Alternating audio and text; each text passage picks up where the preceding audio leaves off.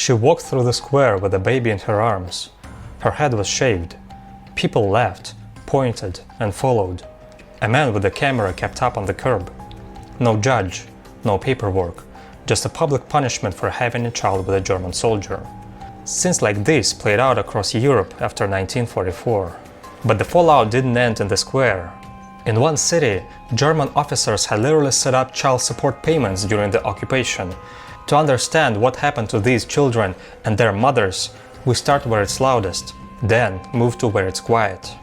In 1945, towns across France punished women accused of horizontal collaboration. Heads were shaved in public squares. Some women were paraded down main streets. Cameras were there, which is why the images still circulate today. The children they carried were not on trial, but they got marked anyway.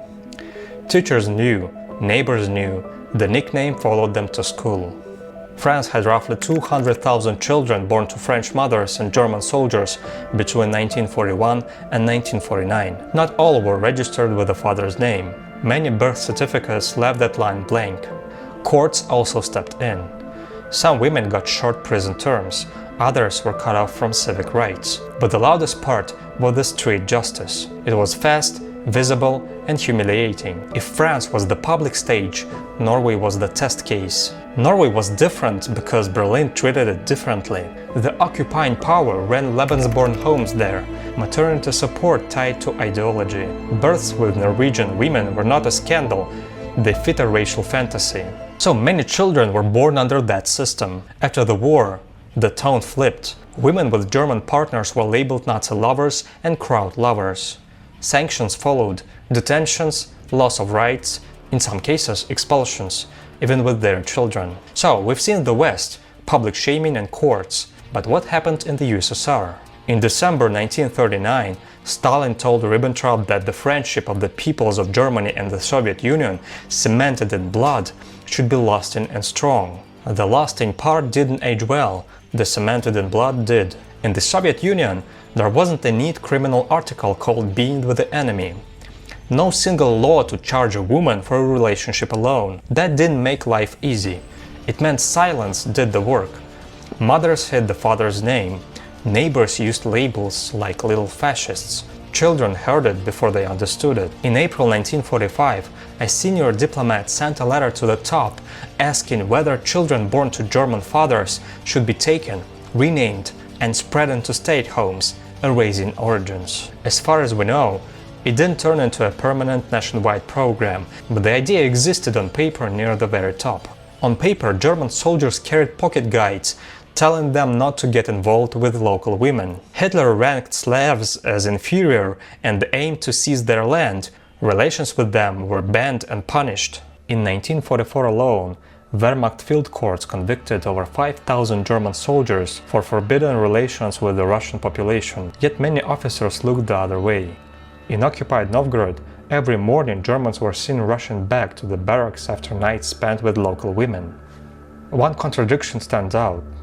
In occupied Orel, during the war, the German commandant allowed monthly support payments to Russian mothers who could prove the father was a German soldier.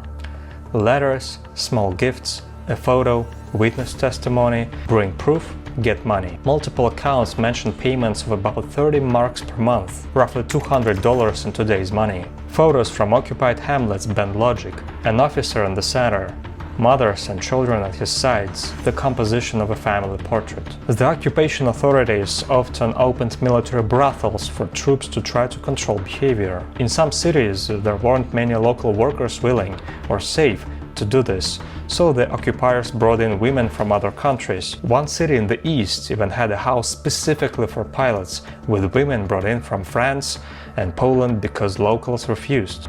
War shrinks choices.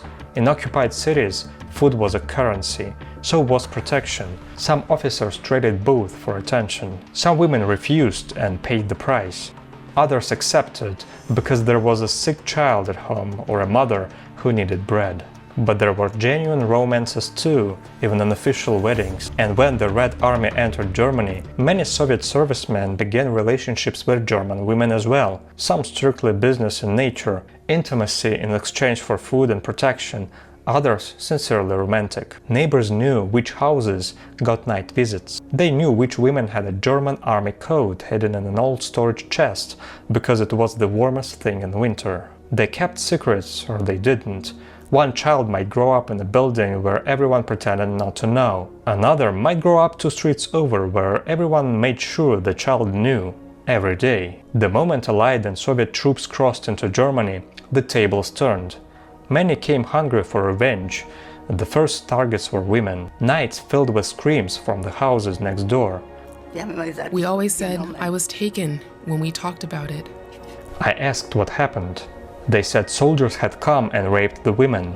The screams were so horrendous. Another woman remembers the lines she heard for years. "Come on, woman, work." And the feeling of being a war trophy. Wherever armies ruled, during occupation or liberation, children born of those nights inherited consequences they never chose. In France, the punishment was public. In the Soviet space, silence shaped fates behind closed doors. Liberation cleared the streets, but it didn't clear the memory.